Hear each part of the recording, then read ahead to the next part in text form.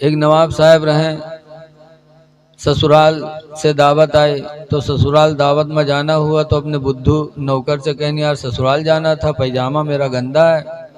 तो बुद्धुआ कही तो हमार पैजामा साफ है, अब हमार पहन लो, हम आपके पहन ले, नौकर आदमी गंदो चली। कहीं नहीं यार, अगर कहूँ ससुराल में मालूम है कि नवाब अपने बुद्धू पैजामा पहन के आए तो कत्ती बड़ी बेइज्जती हुई। बुद्धुआ कहे पैजामा हमार जब हम न बतेबे तो कोई कैसे जानी पहनो। तो कहीं ध्यान रखना, कहीं जाहिर मत होने देना। कहीं नहीं नहीं पहनो, पहना दी अपन पैजामा, उनके पैजामा खुद पहन लिए। जब नवाब साहब ससुराल पहुंचे तो उनके लिए तो दरवाजा खुल गया, अंदर चले गए। बुधवा के लिए बरामदम चारपाई पड़ी रहे, बिस्तरा पड़ गया, बुधवा लेटा। गांव वाले ने पता चला कि नवाब साहब आए हैं, तो आए बेचारे मुलाकात करे। बाहर बुद्धू, तो गांव वाले पूछें बुद्धू भाई नवाब साहब कहाँ है? तो बुद्धू कहें नवाब साहब से मिले थे तो अंदर चले जाओ, और अगर उनके पैजामा से मिले आए तो इधर मिल लो। अब लोग ताज्जुब कहें नहीं कौन बात बकैन, बात ऐसे है अगर उनसे मिले थे तो अंदर जाओ, उनके पैजामा से मिले का तो इधर मिल लो। अब नवाब साहब बहुत आग बगोला, लेकिन करें क्या। जब लोग मिल मिला के चले गए तो नवाब साहब निकरे का भगावे लागे, कहीं अरे साहब पहली गलती माफ करता अल्लाह, आप भी माफ कर दो। तो खैर माफ कर दिया। फिर कुछ लोग आए मिले के लिए, जब फिर आए तो बुद्धू बाहर पूछें बुद्धू भाई नवाब साहब कहाँ? तो कहीं नवाब साहब अंदर है, लेकिन एक बात सुन लो। कहीं का कहीं नवाब साहब के पास जाओ, सब बात उनसे पूछो, लेकिन उनसे उनके पैजामा न पूछो कि तुम्हारा पैजामा कहाँ है। कहनी का बात कहीं बात ऐसे, पैजामा से बहुत गुस्सा था। सब पूछो लेकिन पैजामा न पूछो उनसे। अब नवाब साहब फिर सुने बहुत परेशान, लेकिन सबके सामने कहा करें। जब लोग चले गए तो नवाब साहब निकले का मारे लागे, भगावे लागे। कहीं अरे साहब मना तो किया रहे पैजामा न पूछो। कहने हट, फिर पैजामा पैजामा रट रहा है। कहने अच्छा माफ कर दो, पैजामा का नाम भी जबान पे नहीं आएगा। फिर माफ कर दिया, लेकिन उस जिद की रहा है कि बताइए जरूर। फिर कुछ लोग मिले आए, जब फिर कुछ लोग मिले आए तो बुधवा सर अपन झुकाए लिए। लोग पूछे थे बुद्धू भाई नवाब साहब कहाँ है? बुद्धू एक चुप, हजार चुप। अरे बुद्धू नवाब साहब कहाँ है हो? बुद्धू बोलता ही नहीं है। फिर कहने रे बुद्धुआ बोल न रे, नवाब साहब कहाँ है रे? तो कहते हम कहाँ जाने नवाब साहब कहाँ है, जब उनके हम पैजामा नहीं बता सके थे तो उनका कहाँ हम बताए पे गए। बस नवाब साहब निकले होकर मार के भगाएंगे। तो ऐसे ही ये जिद्दी चीज, कितनों भी कुरान सुनाओ हदीस सुनाओ, लेकिन मानने वाले नहीं हैं। अल्लाह ही जब इनकी दिल की दुनिया बदलेगा। अल्लाह ने फरमा दिया वमयुदलिलहु फला हादिया ला, अल्लाह जिसे भटका देगा उसे कोई रास्ता नहीं दिखा सकता। कुरान में भी अल्लाह ने फरमाया युदिल्लु बिही कसीरन व यहदी बिही कसीरा। इसी कुरान को पढ़कर बहुत से भटक जाएंगे और बहुत से इसी के जरिए हिदायत पा जाएंगे। सुभान अल्लाह, सुभान अल्लाह। तो लड़ने झगड़ने की कोई बात नहीं। बहरहाल बात कहाँ की कहाँ चल रही थी वो तो सब में गया भूल। अब मैं आपको समझा रहा था कि साहबे किराम मोहब्बत की बुनियाद पर पूरी दुनिया में चमके। आप भी मोहब्बत रसूल दिल में पैदा करो और अच्छे अमाल करने की कोशिश करो। साहबा की जिंदगी हमारे तुम्हारे लिए नमूने अमल है। तो हजरत अली शेर खुदा रदी अल्लाह ताला अन्हु ने अपनी जिंदगी से साबित कर दिया कि जो भी काम हो वो रज़ा इलाही के लिए हो। आज हम या अली का नारा लगाते हैं, लेकिन कभी सोचा उनकी जिंदगी को भी। हजरत अली रदी अल्लाह ताला अन्हु कुरान से कितनी मोहब्बत करते थे। जब खाने काबा का तवाफ करते तो जहाँ से शुरू करते वहीं से कुरान पढ़ना शुरू करते, और घूमते घूमते जब वहाँ पहुँचते थे तो हजरत अली का एक कुरान खत्म हो जाता था। सुभान अल्लाह, सुभान अल्लाह। आज हम मुसलमान हैं, 24 घंटा हमें मौका नहीं मिलता कुरान पढ़ने का। एक बुजुर्ग है हजरत अबू बकर बिन अय्याश, उनका इंतकाल होने लगा तो उनकी लड़की रोने लगी। तो कहा बेटी रो रही हो? कहा अब्बू आपके इंतकाल का वक्त है। मैं इस गम में रो रही हूँ कि अल्लाह जाने आपका ठिकाना जन्नत है कि जहन्नम है, इसलिए मैं रो रही हूँ, आपका ठिकाना मुझे मालूम नहीं। तो हजरत अबू बकर बिन अय्याश ने कहा था मेरी बेटी रो नहीं, जिस कमरे में मेरा इंतकाल होने वाला है इसी कमरे में मैंने 24,000 मरतबा कुरान करीम खत्म किया है। 24,000 कुरान करीम, 24,000 बार कुरान उन्होंने पढ़ा था। और आज हम मुसलमान होकर के एक कुरान भी साल में नहीं खत्म कर पाते, महीने में नहीं खत्म कर पाते। ऐ लोगों, कुरान पढ़ो अपने घरों में, ताकि तिलावत कुरान से बीमारियां भी दूर हों, अल्लाह की रहमत आपकी रोज़ी में शामिल हो। अल्लाह कुरान में फरमाता वनुनज़्ज़िलु मिनल कुरानि मा हुवा शिफा, कि हमने कुरान को शिफा बना के उतारा, व रहमतुल लिल मोमिनीन, और इस कुरान को हमने मोमिनों के लिए रहमत बनाया है। आज हम कुरान से दूर हो चुके हैं लोगों, आज हम कुरान छोड़ करके, नमाज को छोड़ करके हम नाच गाना में मसरूफ हो गए। नाचना कितनी बेहयाई का काम। अब तो मेहरवन छोड़ दो, अब तो मर्द नाचत।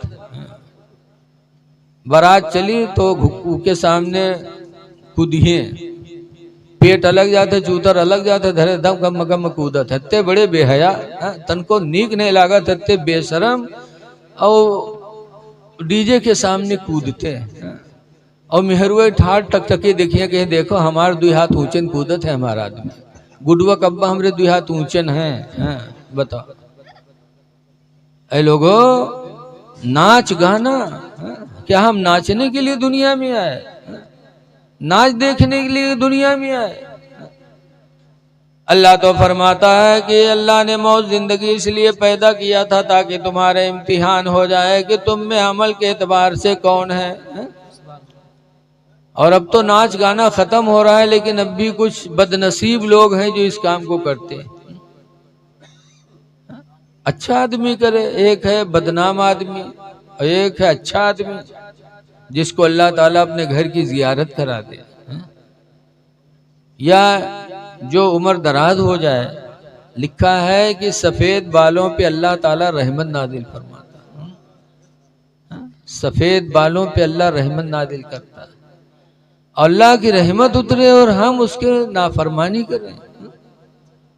हजरत याकूब अलैहिस्सलाम के पास मलकुल मौत आए, सलाम किया, कहा कैसे आना हुआ? कहा आपकी रूह निकालने आया हूं, मैं मलकुल मौत हूं। कैसे चले आए? पहले तुमको खबर करना चाहिए, बगैर खबर किए चले आए। तो उसने कहा याकूब मैंने 3 खबर आपके पास भेजी, फिर मैं आया। कहा एको खबर नहीं? कहा जब आपका बदन कमजोर हुआ तो ये पहली मौत की इत्तला थी, जब आपकी कमर झुकी तो ये दूसरी इत्तला थी, जब बाल सफेद हुए तो ये तीसरी इत्तला थी। 3 इत्तला देने के बाद आया हूं, फिर मलकुल मौत ने रूह निकाल लिया। तो बालों का सफेद होना, बुढ़ापा आना, ये मौत के करीब होने की निशानी है। इस उम्र में भी आदमी खुदा को नाराज करे तो उससे बड़ा बदनसीब कौन होगा? नेक काम करो। हदीस पाक में आना आयशा कालत अमरना रसूलुल्लाह सल्लल्लाहु अलैहि वसल्लम बि बनाइल मस्जिद फिल बुयूत। हुजूर की बीवी हजरत आयशा कहती हैं कि अल्लाह के रसूल ने हम लोगों को घरों में मस्जिद बनाने का हुक्म दिया कि घरों में मस्जिद बनाओ। कौन मस्जिद? जमात वाली नहीं। जमात की नमाज के लिए मोहल्ले में एक मस्जिद होगी, लेकिन नवाफिल और सुन्नतों के लिए नबी ने फरमाया कि अपने घरों में मस्जिद बनाओ। एक कमरा इबादत के लिए खास कर दो या एक कोना खास कर दो, ताकि जब तुम्हारी नवाफिल और सुन्नतें वहां अदा होंगी तो तुम्हारे बच्चे तुमको देख देख करके वो भी नमाजी बनने की कोशिश करेंगे। आने वाली नस्लों को नमाजी बनाने के लिए मेरे नबी ने हुक्म दिया कि अपने अपने घरों में मस्जिद बनाओ। और आज हम अपने मोहल्ले में, अपनी बस्ती में जब नाच कराएंगे तो छोटे छोटे बच्चे उसी को देखकर उसी को अपनाने की कोशिश करेंगे। तो आप नाच नहीं देख रहे हैं, नाच नहीं करवाते, बल्कि अपनी नस्लों को बर्बाद कर रहे हैं। ऐ लोगो हया से बचो। हदीस पाक में अल हया व शोबतुम मिनल ईमान, शर्म व हया ईमान का एक हिस्सा है। लिहाजा खुदा जाने किस वक्त बुलावा आ जाए, मौत की तैयारी करो। लेकिन आज बहुत लोग ढीठ हुई है। एक बुढ़वा रहा है, बीमार हुआ तो कोई लड़का के घेरे बैठे, अब्बा ये बात अब्बा वो बात, तो बुढ़वा कहते भैया रे अभी बचबे ना लागत है, मर जेबे। तो लड़का कहीं तब अब्बा, तो बुढ़वा कहते जो हम मर जेबे ना तो हमरे कफन में पुरान कपड़ा लगायो, नवा कफन न दिया। तो लड़का कहीं अब्बा यूँ कहाँ वही पे कि तुमका पढ़ाई लिखाई घर गुरिया बनवाए तो मर जी हम लोग पुरान कपड़ा कफन में देवे। गाँव वाले कहा कहीं है अब्बा? तो बुढ़वा कहा था गाँव वाले चक्कर में पड़ के सारे उनका फंसाए दे रहे तुम लोग, कहीं कहा है अब्बा? तो बुढ़वा कहा था पुरान कपड़ा में लपेट के रखियो ताकि फरिश्ते जब हिसाब ले आई हैं देखिए कफन पुरान, तो कहीं तो बहुत पहले मर चुका है, कहीं हिसाब होगा भाई छोड़ो, छोड़ छाड़ चले जाई हैं और नवा कफन में लपेट के रखियो, जुड़ते जुड़ जाई हैं कि नहीं जुटी है बताओ। ऐसे ऐसे बुढ़वा परे हैं, वो मेरे बुढ़वा आजो जिंदा है, तभी तो बुढ़ापा में नाच देखत है। सोचत हुए हैं कि यही पुरान कपड़ा में लपेट के रहिबे और यही धोखा में यहाँ हमका छोड़ दे। ये दलाली वहां नहीं चलेगी। जिंदगी भर दलाली किया, मरने के बाद भी कफन कब्र में भी 420। कब्र बड़ी कठिन जगह है। आला हजरत इमाम अहले सुन्नत इतने बड़े मुजद्दिद भी कब्र को याद करके रोया करते थे। क्यों न रोए जब रसूलुल्लाह के सहाबी हजरत उमर फारूक आजम रदियल्लाहु ताला अन्हु रोया करते थे, और रो रो के हजरत उमर कहा करते थे या अल्लाह काश तू मुझे इंसान न बनाता, दुनिया का कोई तिनका बना देता ताकि हिसाब कब्र से मैं बच जाता। ये हजरत उमर कह के रोते थे। और एक दफा नहीं रोए, दो दफा नहीं रोए, पूरी जिंदगी यही दुआ मांग मांग के अमीरुल मोमिनीन हजरत उमर रोते रहे। इसीलिए जब हजरत उमर का इंतकाल हो गया, उनको नहलाया गया, तो हजरत उमर के रुखसार पे 2 काले काले ऐसे निशान पड़े हुए थे आंसू के बहने के लिए, बहने की वजह से। जरा बात न करो यार आप लोग। जब हजरत उमर का विसाल हुआ, उनको नहलाया गया, तो उनके रुखसार पे 2 लकीरें बनी हुई थी। जो जिंदगी भर रोते थे, आंसू बहते थे, बहते बहते काले निशान पड़ गए थे, वो वक्त विसाल मौजूद थे। इतना अल्लाह का डर।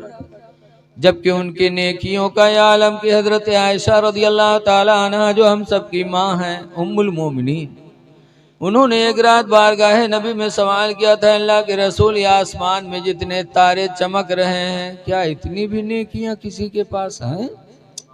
तो सरकार ने फरमाया हाँ। कहा किसके पास? कहा उमर फारूक आजम। सुभान अल्लाह, सुभान अल्लाह, सुभान अल्लाह। अब अकीदा देखो सहाबिया का। हजरत आयशा मदीना की मुफ्तियां थी, सहाबा हजरत आयशा से मसला पूछते थे। सुभान अल्लाह, सुभान अल्लाह। वो आयशा रसूलुल्लाह से पूछती हैं कि अल्लाह के रसूल आसमान पर तारे जितने हैं उतनी नेकियां किसी के पास है?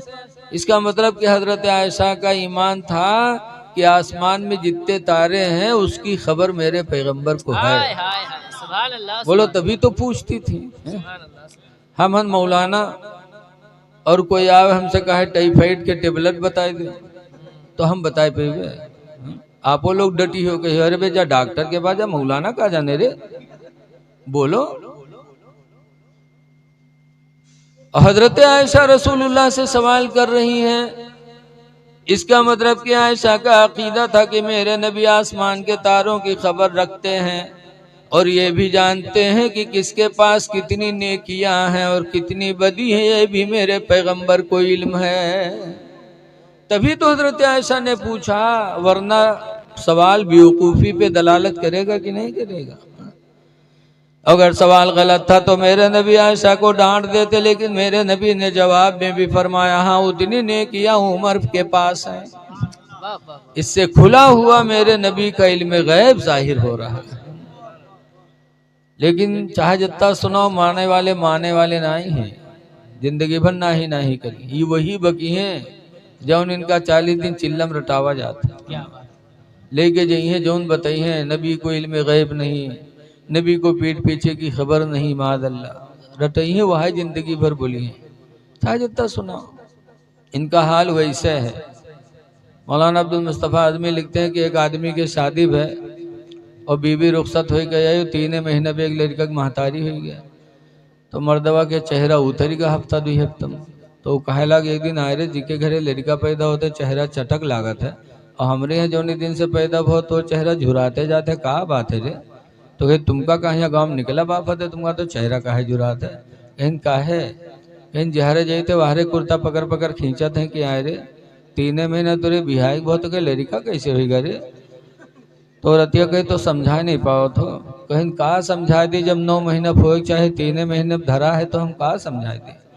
तो रतिया कहे तुम हो गधा, ये बताओ कि तुमरे बिहाय कत्ते दिन हुआ, कहीं 3 महीना और का, कहीं सो हमरे बिहाय, कहीं तुमरे बिहाय 3 महीना हुआ, कहीं सो लड़कवा कई महीना हुआ, कहीं वहाँ 3 महीना हुआ। बहुरतिया पढ़े पहाड़ा घर में कि जोड़ सब कई महीना हो गए रे, 3 महीना तुरे बिहाय होएगा, 3 महीना हमरे बिहाय होएगा, 3 महीना लड़का बुआ सब 9 महीना नहीं हो गए रे। तब के समझ में आवा कहीं हाँ यार ये तो 9 महीना भवा। अब गाँव वाले पर खफा कहीं सबको अनुसार बोल दे तो कोई खैरियत नहीं। अब सुबह निकला फिर कोनो गाँव, फिर पड़ोसी कोनो कुर्ता पकड़ के खींच इसके इधर आ इधर ही कस के रे, 3 महीना पर तुरे बिहाय तुरे लड़का कैसे होगा रे, कहीं कहाँ 3 महीना भवा, 9 महीना तो भवा है, 3 महीना मेहरुआ बिहाय होगा, 3 महीना हमरे बिहाय होगा, 3 महीना लड़का बस सब 9 महीना नहीं होगा। पूरा गांव एक लंग वो अकेले एक लंग वो है बक्का जो नवृत्तियाँ रटाए दी है। यही हाल इन जालिमों का है। बहरहाल है लोगों जो मैं कहना चाहता हूँ वो गौर करो।